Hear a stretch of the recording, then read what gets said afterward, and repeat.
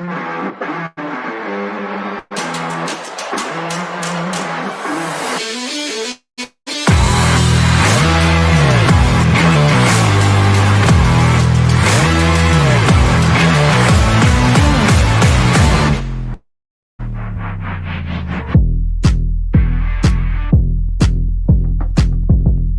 those agents using a government-issued ID, for instance. I mean, should Australians be prepared for having their faces scanned to use social media?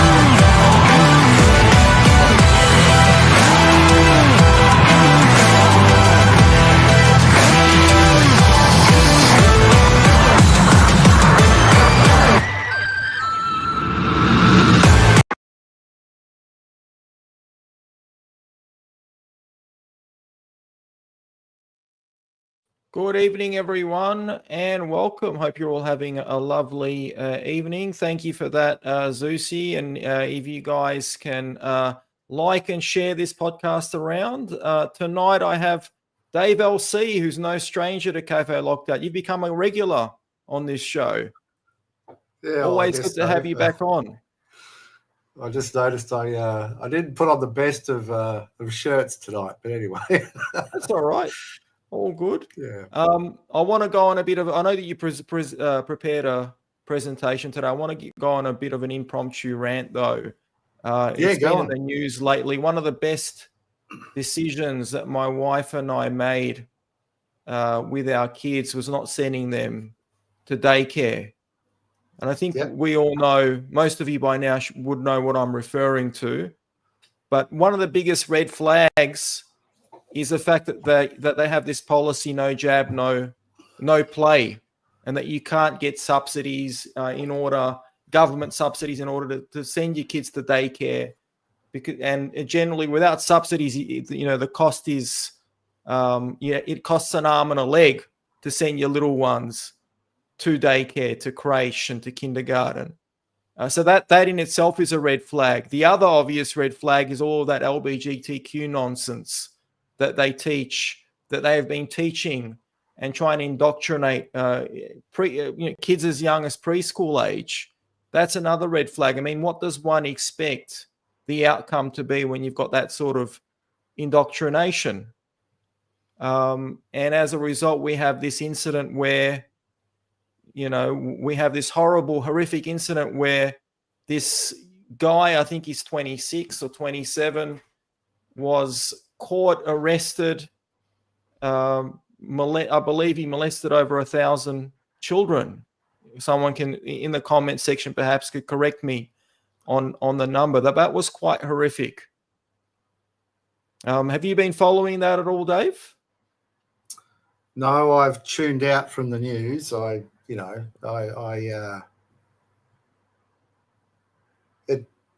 it doesn't surprise me.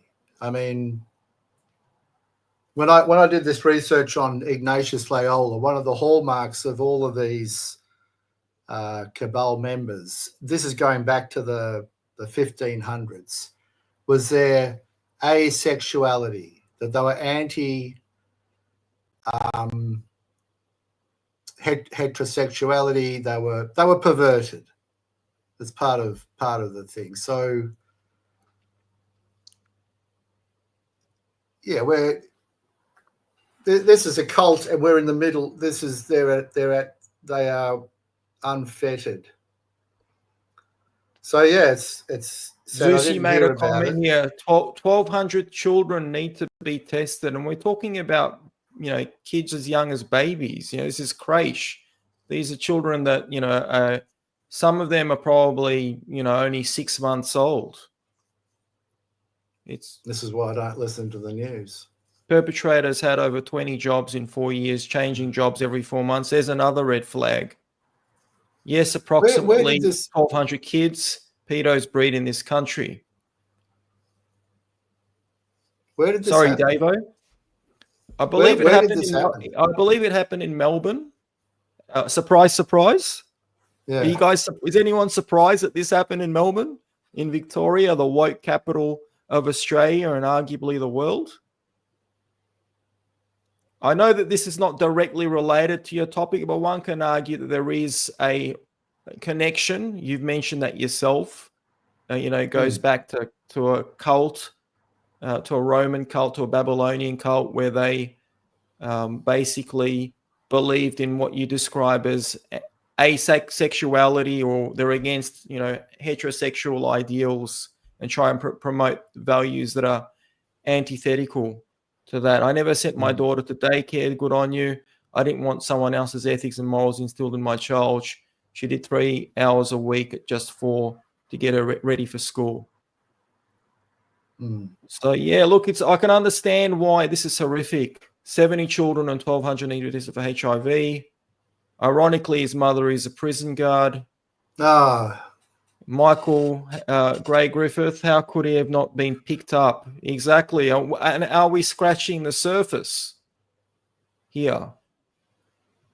That's the most horrific part of this. What about working with children's check? So this guy clearly passed the working with children's check because otherwise he wouldn't have gotten that job. So that whole thing needs to be revamped. But what do we expect? I mean, we hear in the news, there's talk about banning men from working in daycare.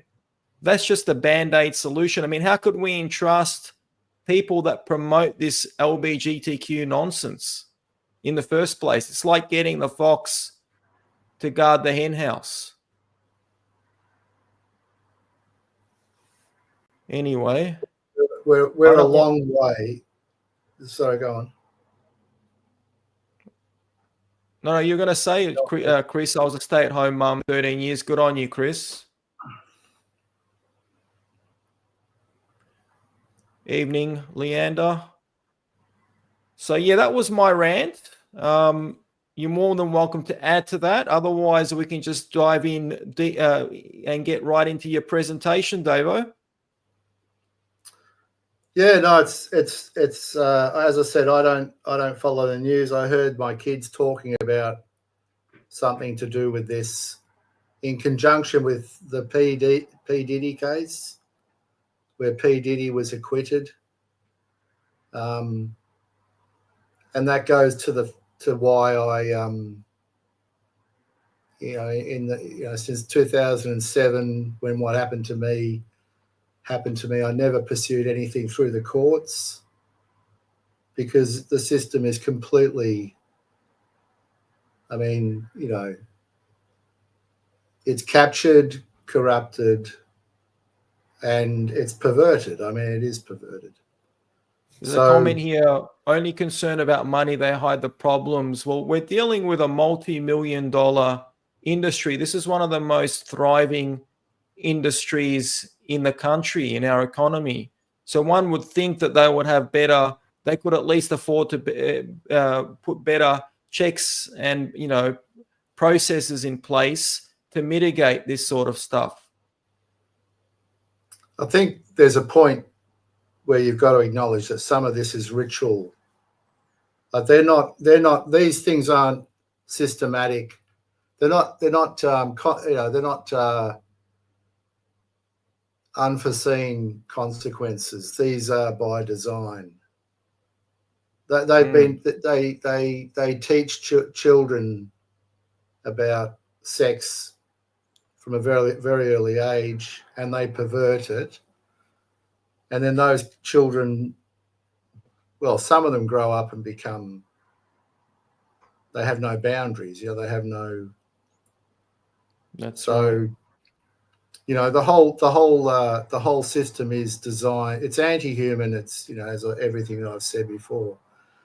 But I guess look, that's all I can say about this. I don't know enough. But P. Diddy, for example, although that was by a jury, so who knows. So, but I prepared something in response to one of the comments that I saw last time I was on. And they made the comment that, getting back to the contractual sort of relationship that the government has with the people and that the people have with each other. And this is a good case in point because there's a breach of duty of care. Having elections or having contracts by deceit makes that contract unconscionable and therefore invalid. So I thought I'd have a look at that and there's two legal principles involved in this that are in case law. So one is the neighbour principle from 1932, when Lord Atkin passed down a decision on, I don't know, who was it, Donahue and Stevenson. There you go, a good memory there. And the other one, so that was in 1932, and that was for the neighbour principle. And the other one was there's a legal maxim in Roman law called let him be deceived who wishes to be deceived. And that was in Roseman versus Canavan in California in 1872, which is just after they incorporated the United States in 1871 after the Civil War, but that's by the by. So I thought I'd have a look at those. I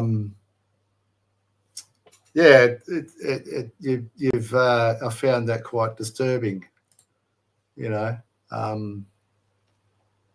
I live next door to a childcare centre actually, and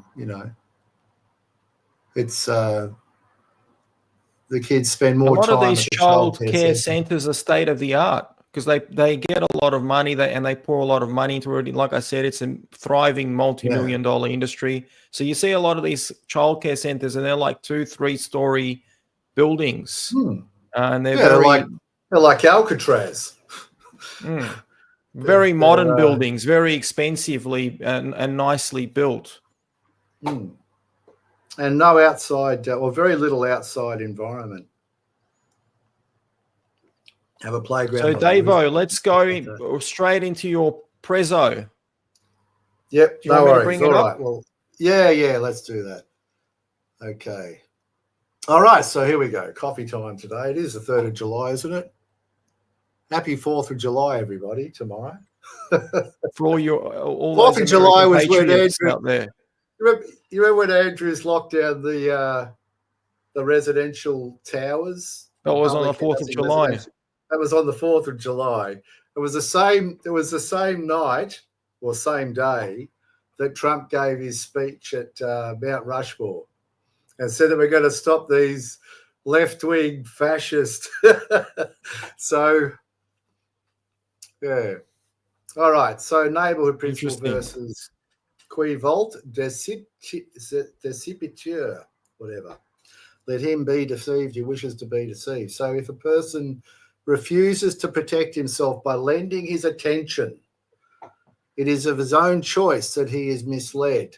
That's what the court found. The defendants were only to be responsible for the concealment of something which the plaintiff could not have found out by their own examination. So this is a quote from the judgment. The rules of common law were not framed to protect or favour ignorance or carelessness, nor to relieve the purchaser from the duty of exercising ordinary diligence in taking care of his own interests. So in other words, buyer beware. While the common law affords every person protection against fraud, it does not, in the apt language of Kent, quote, go to the romantic length of giving indemnity against the consequences of indolence and folly, or a careless indifference to the ordinary and accessible means of information. So that should be exercised by a voter now. So people who donkey vote or whatever. Anyway, that's there. We'll just go on because that's just setting the scene. So here we go. He's essentially it's encouraging people to do their due diligence, and if they don't, that's their responsibility. It's on them. That's correct. Yeah, it's buyer beware. Buyer beware. So buyer beware if you're buying a political choice in a party. So Goff, small W, Hitler, small M, Whitlam. His name was Ed Goff Whitlam. Adolf Hitler. Right? Can you this? As I see these things, I find it amusing. So his Mithraism offer to the people. He looks very chic in that photo there with the "It's Time" T-shirt. Yeah, I remember. Very that. out there, very cool-looking prime minister. Yeah, they had Smacker Fitzgibbon played the jingle for the campaign. It's time. It's time. It's time for changing. And it was all, it's 1972, Leon. I know. I think Obama must have plagiarized and ripped off from Goth's campaign when he campaigned in 2008 with change and hope and change. Hope and change. Yeah, yoke and chains, he should have called it. I call it "It's Time for the Harvest," but So this was from his Law and Order. I like Law and Order. So this was his Law and Order section of his speech on when was it, the 13th, I think, of November, maybe the 3rd of November, 72. So in a modern society, let's listen to the deception in this passage. In a modern society, the enhancement of a nation's leisure and culture, so that's passive and collective, right, is an essential ingredient for that pursuit of happiness, which is active and individual, which the American founding fathers were not ashamed to profess as one of man's collectively inalienable rights. Life and liberty, active and individual, are the other inalienable rights that enshrine in one of mankind's noblest expressions of human aspirations, the Declaration of Independence. Now, that's their Abrahamic writ. So their Abrahamic writ is not in the Constitution. It's separate to it. And our Abrahamic writ is in the preamble, which is separate to the Constitution. And theirs cannot be changed, whereas ours, the jury's out. We did the Australia Act. Anyway, so that paragraph is a lie for cognitive dissonance, i.e. it's non-kinetic political violence, also known as irregular warfare. So he goes on to say, in Australia, for the first time in our history, the shadow, mercifully still only a shadow of political violence, that's grey zone warfare, looms upon us. Okay? So now I put in brackets, United Nations UNIDROIT International Private Wet Law, Corpse Arrate, literally idol worship. Law and order is an issue in this election. An ombudsman will be appointed to act as the guardian of the people. It's time for the harvest. Now, you could argue, like Whitlam knew what was coming, and he tried to ban foreign ownership of Australia's resources. and he tried to, borrow. I mean, he knew what was going to happen. He was an insider. So he went on this campaign with Khemlani. There was a Khemlani affair. He was going to borrow enough money to buy all of the resources in Australia from the corporations, the foreign corporations, and make sure that Australia owned its own corporations. So he wanted to have public ownership of the assets, government ownership. And that's why they got rid of him. So... But didn't he also destroy, as Karina correctly pointed out, manufacturing? He signed the Lima Accords, which basically destroyed the manufacturing. It was a cog in a wheel. I don't know if he signed the Lima Accords. I think, because I did do some research on this. He went to Peru. I think he went to Lima, where they had the conference, and he did this speech, and you can find that speech online. And when I talk about Australia's commitment to the Lima Agreement, I always refer to it as by convention, because I can't find a treaty. So the Department of Foreign Affairs, you can find treaties. So the Uni-Droit treaty's there, but I can't find an actual treaty for the Lima Agreement. So if anyone knows that it's there, or that, let us know. Like, I would like to know, seriously like to know. But as far as I can tell at the moment, it's by convention. But nevertheless, they destroyed all of they destroyed Australia's industry quite deliberately. Cruelly, to be honest, cruelly. I mean, everything they do is cruel. I think there's such a thing as loose energy, and it gets to that karma washing. If they can create, depression and self-destruction and whatever, they can achieve their outcomes, by getting other people to just act on those negative impulses. So that's what I was talking about last week, or last time I was on with the thing. So we'll just go to the next one. I always say Gob Mithra. It's not my God. Democratic elections prosecuted as immutable binding contracts for a tyranny corporative state called, quote, our democracy.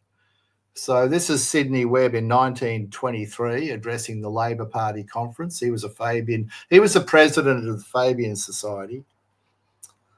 For the Labor Party, it must be plain. Socialism is rooted in political democracy. That's a catchword. You've got to remember. Every time you see political democracy, that's Fabianism, which necessarily compels us to recognise that every step towards our goal is dependent upon gaining the assent and support of at least a numerical majority of the whole people. Thus, even if we aimed at... Yep. Political democracy, you say that's a sign of Fabianism. Well, what's so significant about political? I mean, it almost sounds like it's superfluous. Why is it there together alongside democracy? Well, it's actually... So there, all right. So it's just that they actually call it social democracy. So yeah, maybe I misspoke. But political democracy, I guess, it's tyranny of the majority, ostensibly. And the rest of this will go to that.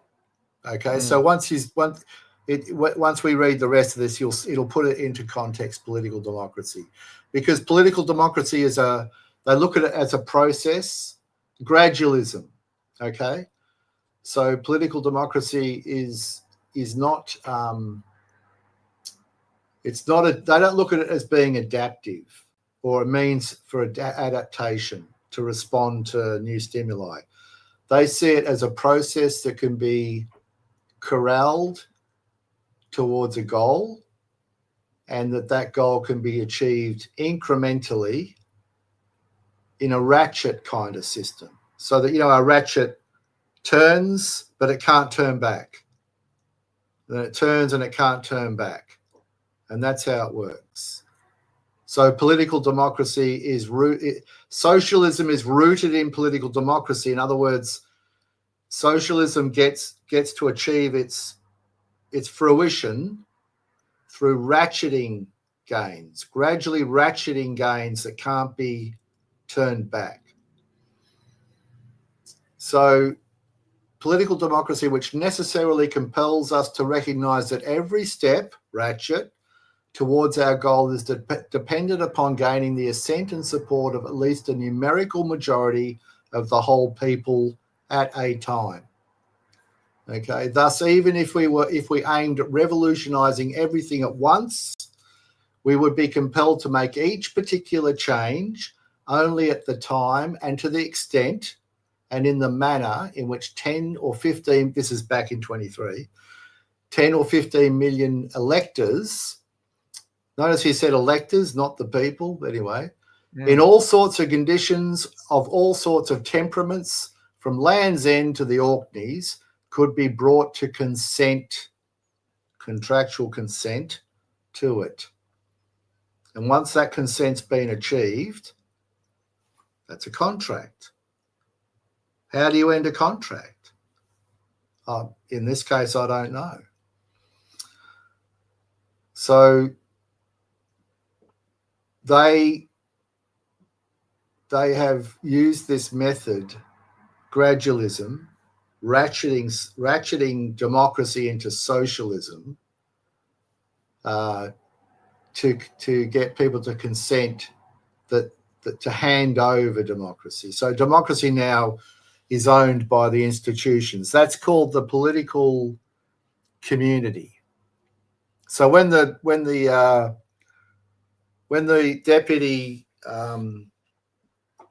deputy commissioner of taxation wrote to me and said that the Australian taxation and superannuation system is a community asset. Well, that's unconstitutional, because there is the Commonwealth is not the political community, and it says that explicitly. I should spend more time preparing for these. I just sort of put this together today, but yeah, I'll have a look. I'll try and work on something to with the annotated version of the Constitution, because that's got all the explanatory notes, So the political community now is our democracy. The institutions are the democracy. There's no. You could argue that it's rule of the people, right? Democracy, right? Rule of the people, not rule by the people. Tyranny of the majority. It's like, yeah, well, tyranny of the it actually ends up being tyranny of the minority, tyranny of the political elites, which are the institutions. That's what we're witnessing now. So now we're watching what Sidney Webb was saying in 1923 has now come to pass. The Fabians, the Democrats in America are the Fabians. All the white Anglo-Saxon countries, the Western, so-called Western European, Western British Commonwealth countries are all, that's who they're talking about. They're all Fabian. Fabian was in England, in Germany, it would have been the Tool Society. So that's where you get back to the Jesuits. Well, the Toule Society was a society that actually started the Nazi Party, the National Socialists. They were an occult secret society. Yeah. National Socialist German Workers' Party, Fabian Socialist British/Australian Labor Party. They're the same people. And, you know, I always think of Labor, the Labor Party as the slaver party. So in their in the Fabian tracts, they talk about ending slavery, but they just, as far as I'm concerned, they reframed it as something else. So, you know, the wage slave, if you like, you know. So yeah, I don't know. I mean, it's right in front of us now. So so just recently, so we've gone from 1923 to 101 years later in 2024. This was an article out of The Conversation, which is an Australian publication. The Strengthening Australian Democracy Report, released by the Home Affairs Minister Claire O'Neill this week, provides a sophisticated diagnosis, don't you love their intellectual language, of the challenges facing democratic governance. Democratic governance. Nowhere in the Constitution is the word government. Nowhere. I did a word search. Doesn't occur. There is no government in the Constitution. Democratic governance around the world. Well, that's this particular word is governance. That could be arguably even worse. To me, that sounds like exactly. Tyranny, or you know, it's related to compliance, being compliant. The word governance. That's what it's usually used in that context. So it's like quite an ominous word, in my opinion. Yeah, like a governor in a prison. You know? That's right. Governance around the world. The report also offers a broad prescription of how Australia, this is a world report, right, might meet those challenges. And the title of the article was Threats and Challenges to Australia's Democracy are well outlined in government report. Now for some action. Caroline Holbrook. So, yeah, it's very depressing, isn't it? You know, and these are the people that bring you industries such as childcare centres, because they deindustrialised Australia and they brought in the Family Law Act, which basically was a free-for-all to abandon children, abandon responsibility as a family. And they, quote unquote,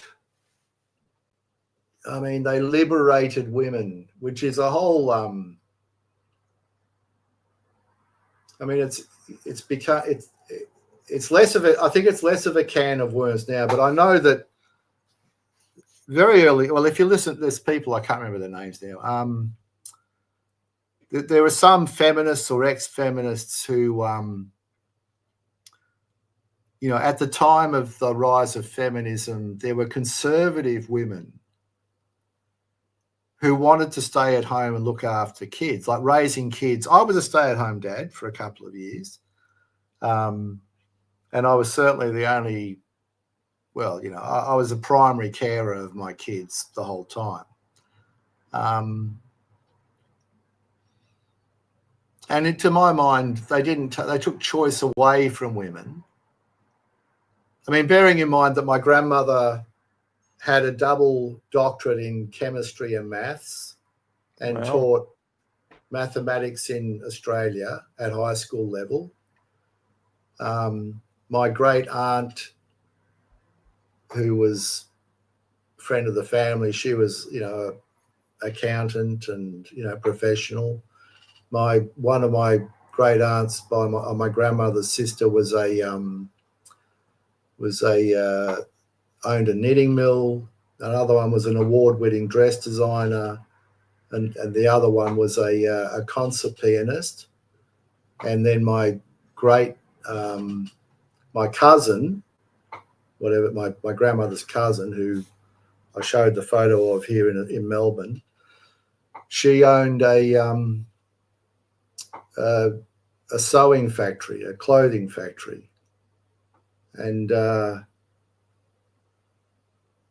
these were all leaders, leading women, professional, very high achievers. So I grew up in a family where women were not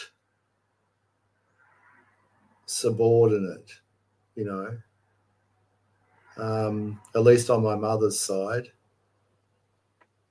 So but they implemented these changes under the guise of liberating women, but really they wanted to tax each family double. They wanted both couples working in order to raise more tax and create more slaves.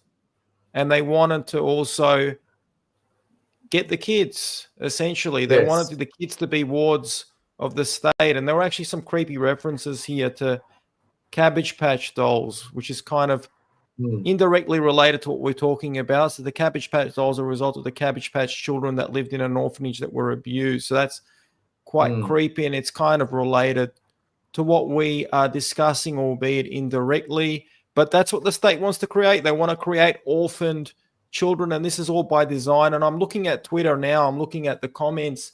There's, as I mentioned earlier, there's a lot of chatter about banning men from working in childcare centers.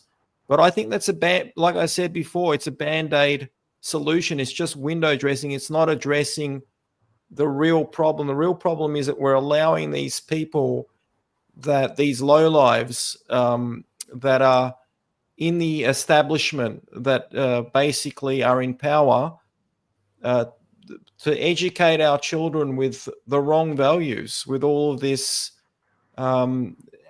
stuff that's antithetical to what, Judeo-Christian values are all about, and they're brainwashing them from a young age. They're trying to hypersexualize the kids. So what does one expect? This is the natural outcome of it. So if you want to tackle the root cause of this issue, we need to basically nip this, focus on this issue, where we need to stop them from brainwashing and indoctrinating our kids with this LGBTQ pride rainbow nonsense, which is essentially grooming.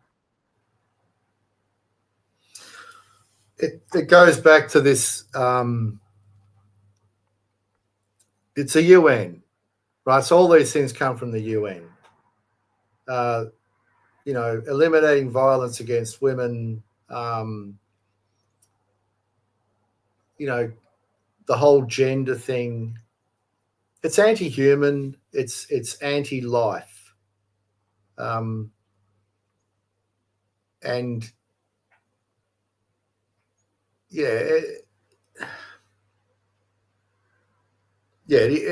a death. It's easy to say it's a death cult because that's sort of just, we can bandy that around, but it gets down to they don't see human beings as being of intrinsic sanctity. They're not sacred. They have no sacred value. They're not they're not creatures of God, whatever God is. They're soulless. They're soulless in terms of they don't care. They want to destroy souls. They're anti-life. So and I don't know.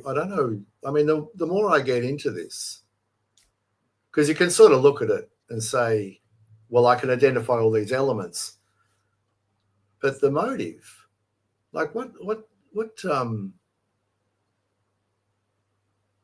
that's the thing. I mean, I know I've worked out this sovereign contract. I've worked out how life law sort of works and how it's toroidal, and that's where I've looked at it, because if you want to go down the other rabbit hole, which everybody does, everybody else that I know or know of has done, is try and define the cult. I can't work it out. I don't know what motivates them. Good comment there from Mark McDonald, by the way. It's an easy way out, just like banning machetes. So banning men, it's akin to like the machete ban. It's just window dressing. It doesn't address the root cause of the problem. By the way, females are also capable of committing those types of hideous acts against children. And we see there's a phenomenon where, young female teachers are busted, and even older female teachers are busted with, molesting their students. That's happening quite often both in Australia, in America, and other parts of the Western world. So we aren't addressing the problem here by trying to place a ban on men from working in daycare centers. It's a deflection. Yeah, and it goes to that socialist concept. The real problem is a values issue. It's a values issue. We need to stop these psychopaths from educating and indoctrinating our children from a young age and hypersexualizing them. And they Some own of the the worst have government. been females. A comment there by Butterfly Heart. Yeah. Look, one of my friends from years ago, he was molested at a school. I won't say which school. From the age of 12, and he would go to her place for weekends, and it really, really,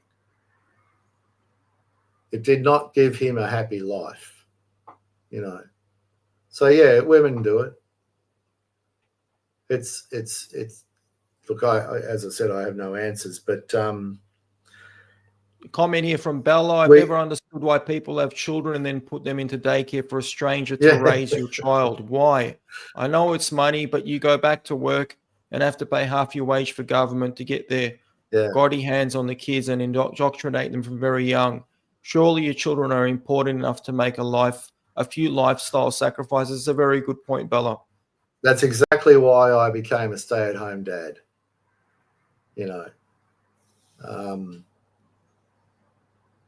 No, look, it's too much for me, to be honest. I mean, I've experienced, a different kind of child abuse. So, I think that these people, I think the government needs. It all comes back to this government model that we've got. Like, why do we have to have two people working? Why can't we value, if we can convince people of the bullshit that we convince them through TV and advertising and internet and social media, there is no reason whatsoever that we can't promote as a valued thing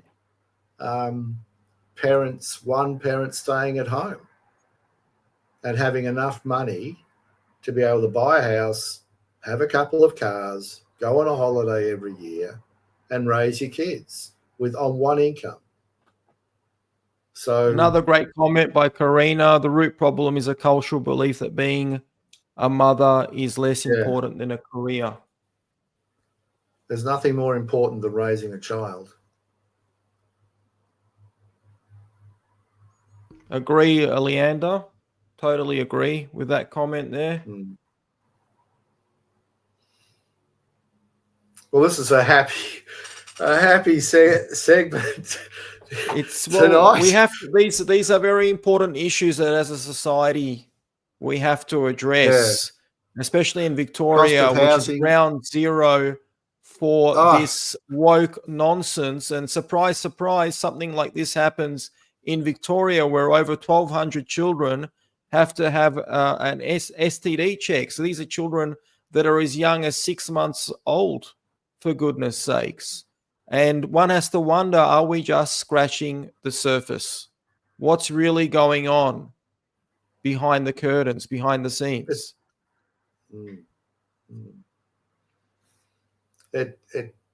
Well, this is the end result of that first paragraph there, that we've got people to consent to things incrementally. So that now we have men working in childcare. Why don't we have any industries? Why don't we have, one person can earn enough money.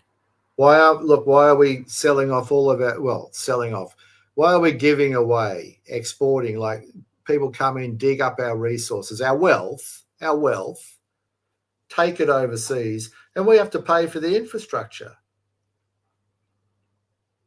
Why do we have to have an economic system where we create a welfare class that we can point fingers at and blame, and then watch them go down the drain psychologically and and socially, and instead of having a working class? Karen points out people that are on two incomes, despite being on two incomes, still struggle to put food on the table after paying rent. And that wasn't the case 40, 50, 60 years ago. People were able to live quite easily on just one income. It wasn't the case in 1971. Okay?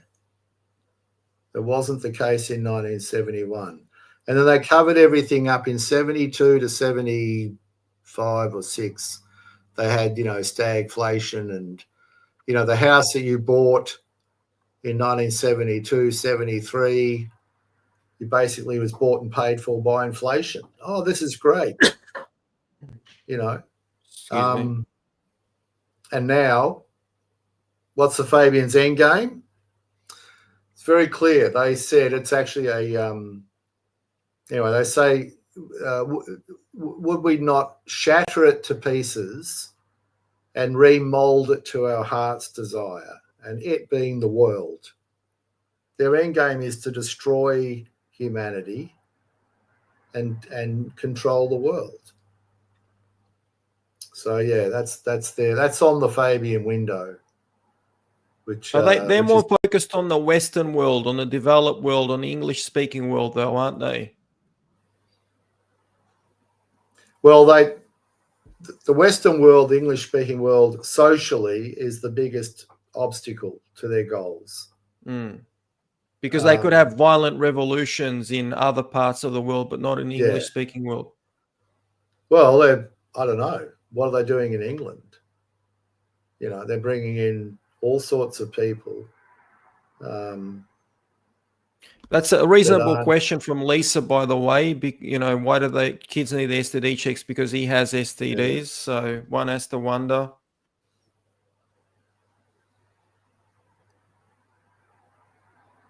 Women's liberation was the destruction of the family unit, children being raised by institutions, parents tried to deal with issues, kids missing out on family connection, then single parent families doing their best. But the bottom line is the government's trying to destroy the nuclear family, and they want the children, because the children are the future. The children are the future of society. And if you have the children, you're able to reshape society in the direction that it's going.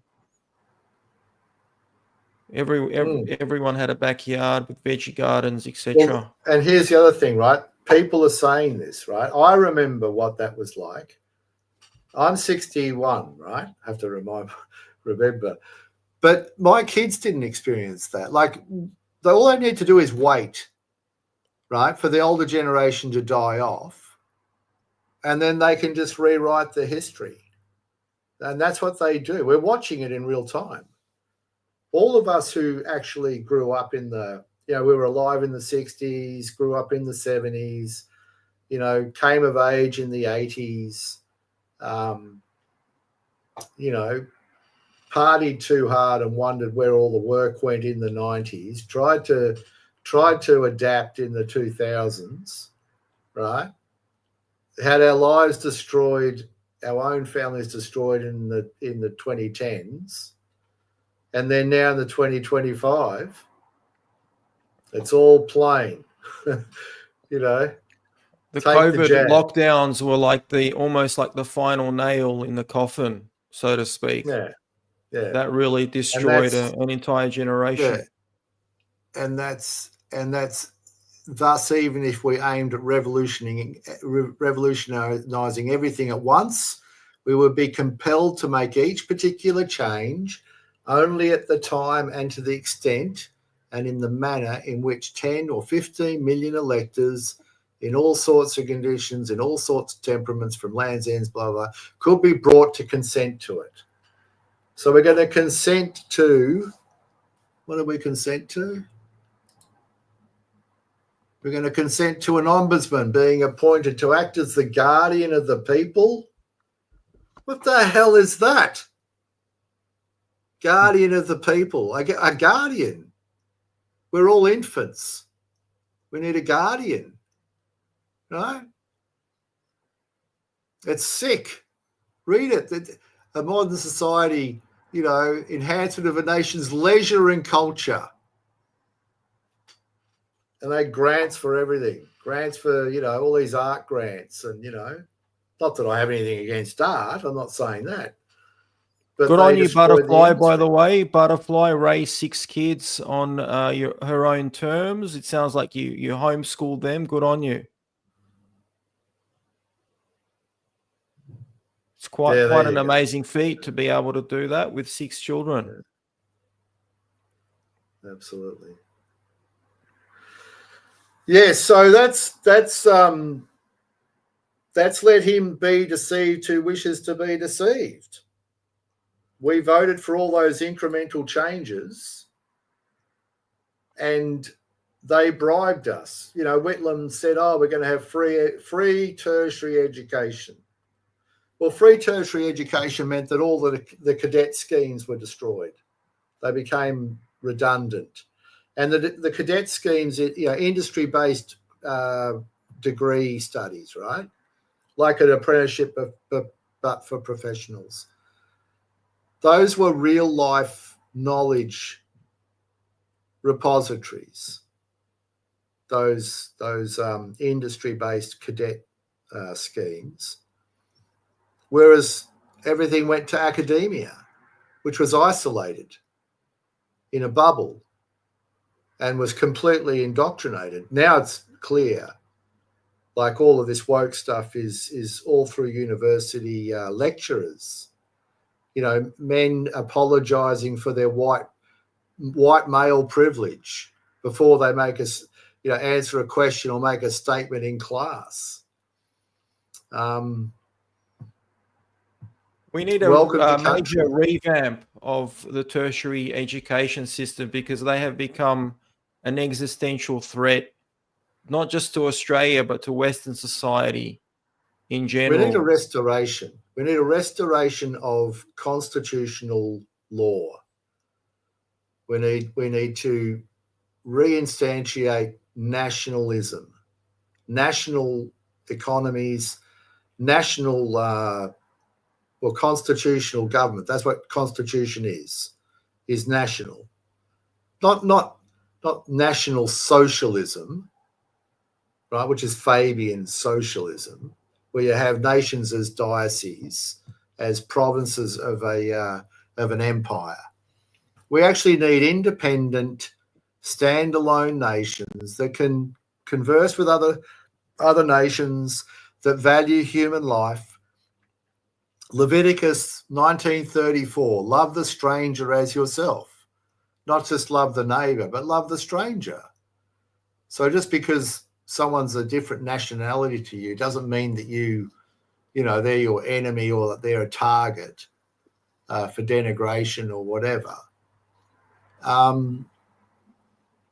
We need to this imperial trading law, maritime law, people call it, this linear contractual law that now has taken over nations.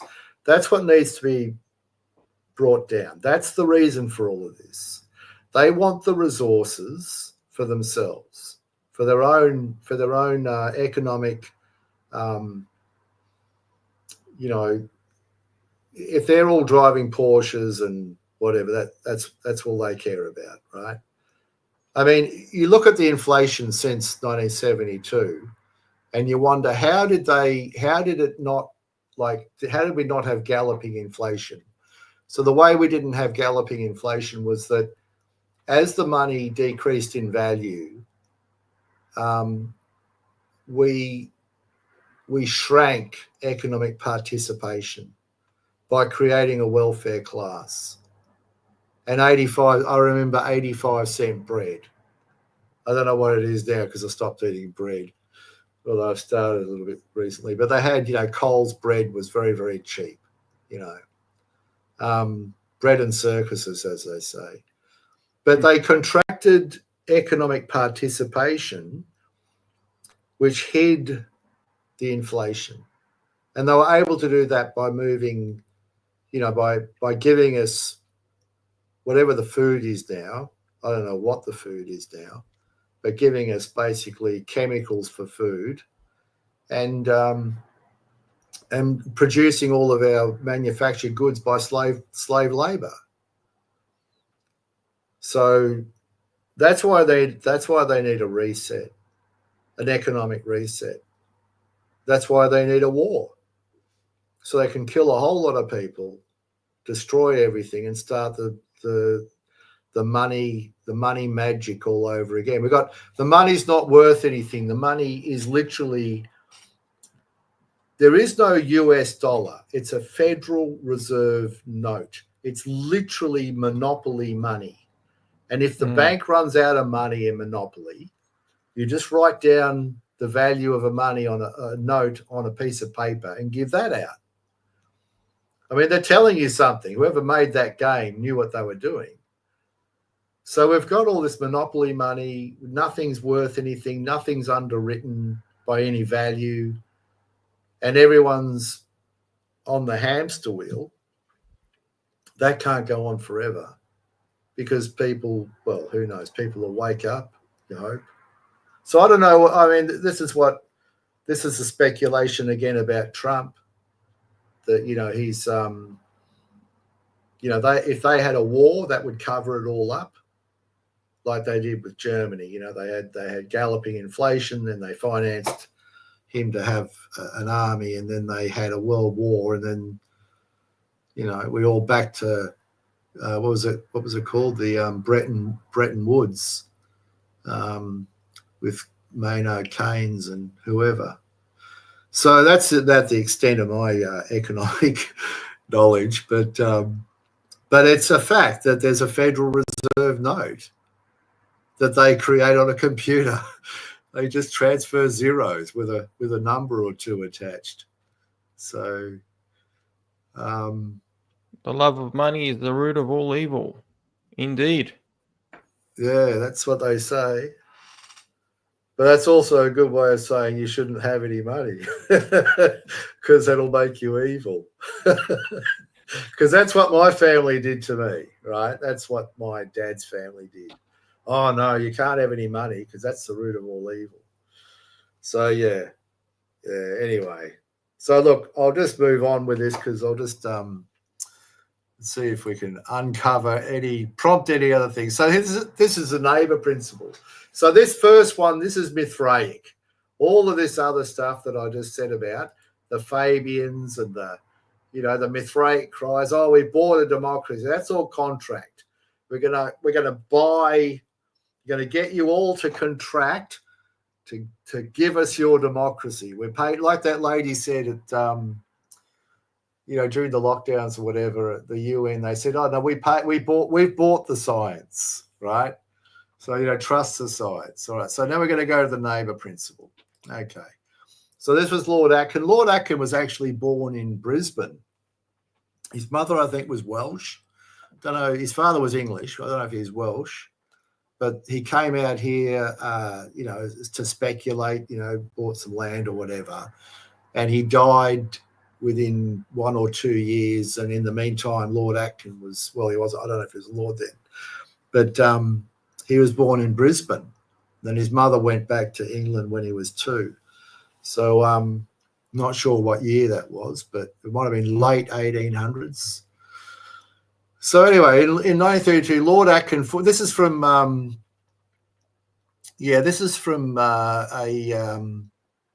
an ecclesiastical journal in Cambridge, 2008, Cambridge University.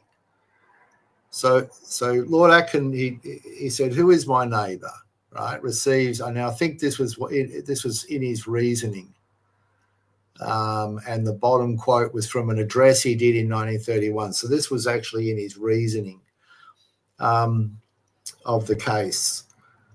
Who is my neighbour? That's the question. Receives a restricted reply. Now, remembering he's a judge, and he's a judge in a maritime legal system. It's already a maritime legal system. And there's that tension between the Mithraics and the Magna Carta, the law of the land, the Abrahamics. So who is my neighbour? So neighbour's an Abrahamic principle. Gives a restricted reply. You must take reasonable care to avoid acts or omissions which you can reasonably foresee will be likely to injure your neighbour.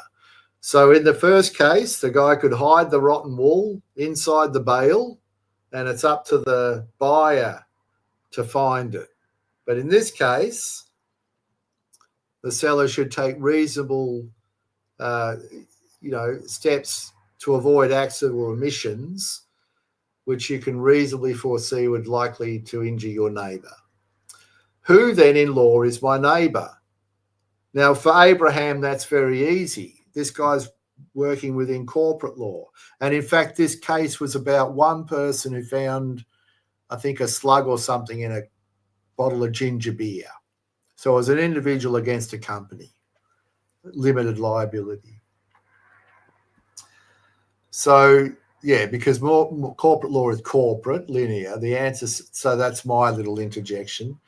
So the answer seems to be persons who are so closely and directly affected by my act, the act of a corporation, that I ought reasonably to have them in contemplation as being so affected when I am directing my mind to the acts or omissions which are called in question. That's an interesting. He's trying to square the circle here. A good case in point. I just want to interrupt really quickly. We've got another 3 minutes left because then Michael's going to do a live stream, and I encourage everyone to hop on that live stream at 9:15. So we can thought I'd give you a heads up. Everyone a heads up. Yeah, we can finish this next time. But you've got 3 minutes. I'm giving you the floor for 3 minutes. Countdown. All right. Okay. All right. So this is where we're at. This is. We'll leave this for another time because I want to go on to next time. We'll go on to the actual Constitution, the preamble. Okay. So I've done a little bit of a decode of that. Okay. So the Queen is an agent, not a party to the contract. What that means in relation to, let him be deceived who wishes to be deceived, and do your due diligence. And the tension that, some good people have gone to efforts to try and square the circle and bring about a duty of care into a corporate situation. So, it's an ongoing struggle, and we should all, try and move forward. And, you're welcome. You're welcome. But yeah, it's very disturbing what happened with the kids. I find any crime against children, it's beyond. I can't. It's too much for me. I mean, we're both parents. You're a father. I'm a father. A lot of people that are listening are parents, but quite frankly, you don't need to be a parent in order to be rattled and disturbed by something like this. You just need to have a conscience. No. Hence why I have written to the government some fairly enough that I was investigated by the Fixated Threat Assessment Team, all right, because of what people were doing to children, okay? And I reminded members of the government in no uncertain terms and words of what penalties they may be risking by doing what they're doing or allowing what they're allowing. So I'll leave it at that. No, look, God bless everybody, and God bless those children. You know, please God, God should it's protect them beyond and watch me. over them. Absolutely, yeah. No, I'm not very good with those sorts of words, but the